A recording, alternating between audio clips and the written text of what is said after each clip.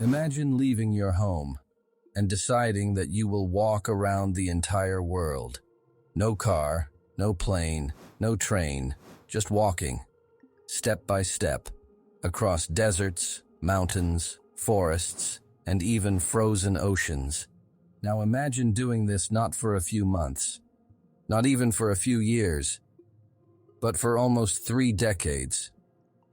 It sounds impossible, but one man actually did it. His name is Carl Bushby. For the last 27 years, he has been walking across the planet on the longest journey ever attempted on foot. He has crossed 25 countries, walked more than 47,000 kilometers, survived deserts, jungles, and the freezing Arctic. And his journey still isn't finished. So how did one man manage to walk across the world, and why did he choose to do something so difficult? This is the unbelievable story of the man who refused to stop walking. Before Carl Bushby, there was another famous traveler. His name was Dave Kunst. He became the first person known to walk around the world. However, during his journey, he used airplanes to cross the oceans. Even then, he still walked around 27,000 kilometers. But Carl Bushby wanted to go even further. He wanted to walk the longest continuous route on Earth, without using any vehicles at all. Carl was an ex-paratrooper from England who loved adventure. One day he decided to attempt something that had never been done before. He called his mission the Goliath Expedition. His plan was simple. He would start from Punta Arenas, a city at the southern tip of South America. From there he would walk across the entire American continent, reach Alaska, cross into Russia, travel through Asia, and finally return to his home in England. If everything went perfectly, the journey would cover about 58,000 kilometers. Carl believed that if he walked about 19 kilometers every day, he could finish the journey in 8 years. But things did not go as planned. Instead of 8 years, the journey slowly turned into more than 27 years. Before starting, Carl created 2 strict rules. The first rule was simple but very difficult. He would never use any transportation. No trains, no cars, no airplanes. Every single kilometer had to be walked only on foot. The second rule was even more challenging. If he ever had to stop his journey for any reason, he must return to the exact same spot where he had taken his last step. Only then could he continue. With these rules in mind, Carl Bushby finally began his journey. His first steps were taken in South America. The land was rough, the weather unpredictable, and every new place brought new challenges. After leaving Chile, Carl walked along the Pacific coast while staying near the massive Andes. This helped him avoid the most dangerous parts of the Amazon rainforest. But the journey was still extremely difficult. In Patagonia, he faced powerful, freezing winds that made walking almost impossible. Sometimes the wind was so strong it could push a person sideways. Then came the Andes Mountains themselves. Walking through these mountains meant climbing steep paths every day, descending dangerous slopes, and repeating the same struggle again the next morning. But the toughest challenge of South America was the Atacama Desert. The Atacama is known as one of the driest places on Earth. In some parts of this desert, rain has not fallen for years.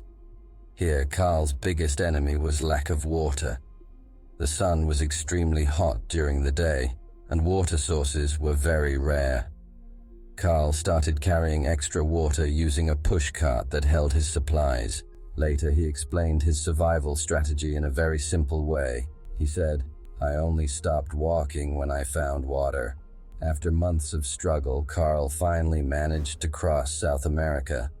But the next challenge waiting for him was even more dangerous. Between Colombia and Panama lies a region called the Darien Gap. This jungle is famous for being one of the most dangerous places in the world. There are no roads.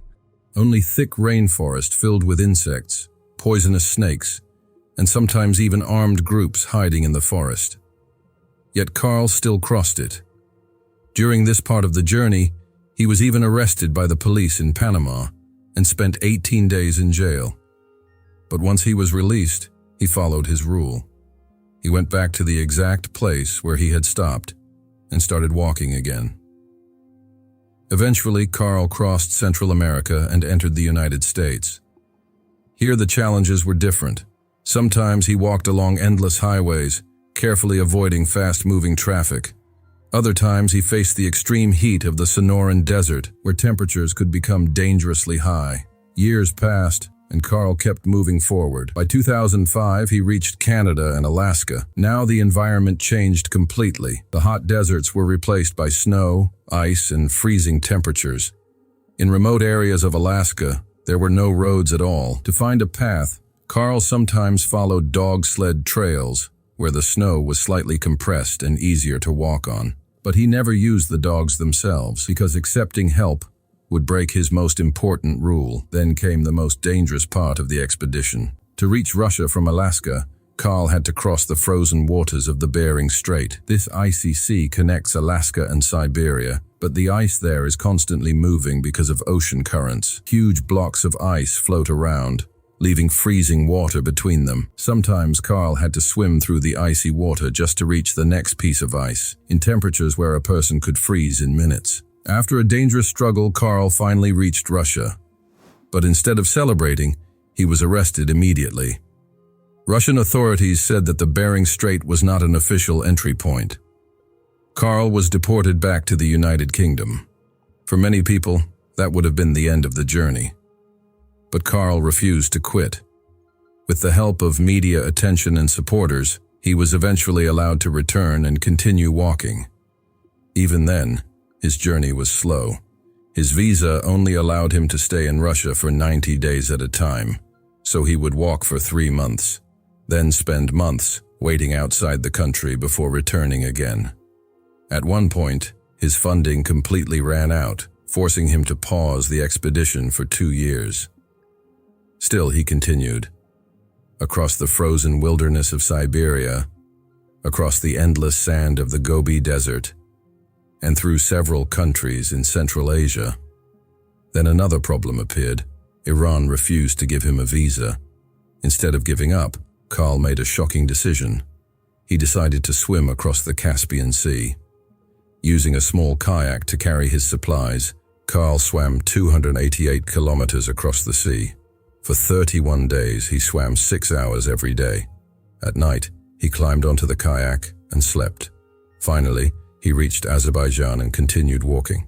In 2025, Carl entered Turkey, where many local people welcomed him warmly and invited him into their homes. From there, he crossed into Europe through the Bosphorus Bridge, something that is normally not allowed for pedestrians. Authorities made a special exception for him. After 27 years of walking, Carl Bushby is now very close to finishing his journey. Only about 3,000 kilometers remain. If everything goes according to plan, he is expected to reach his home in 2026. By that time, he will have walked about 58,000 kilometers, nearly 1.5 times around the Earth. Carl Bushby's story proves one powerful thing.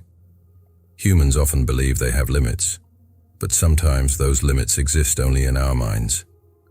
And the next time you feel like life has stopped, just remember this. Somewhere in the world right now, Carl Bushby is still walking.